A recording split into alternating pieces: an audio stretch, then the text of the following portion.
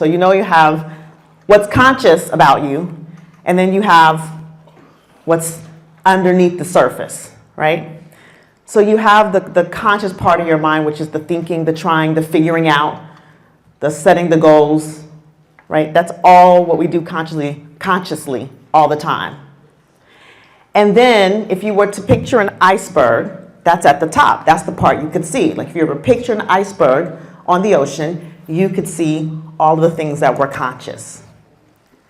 But then if you were to look a little bit under the surface, you see like a little part of the iceberg under the surface. That's like the surface values, some of the emotions, all of those are just under the surface.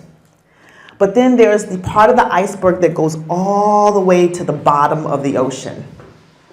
By the way, this is the part of the iceberg that sunk the Titanic, right?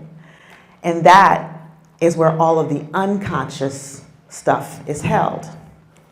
So as you can see, like the memories, the deeper core values, our traumas, those deep beliefs, those are all at the unconscious level.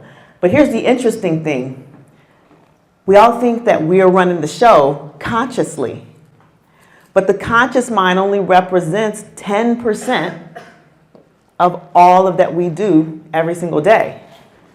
So 90% of what runs us is at the unconscious level. It comes from the unconscious level.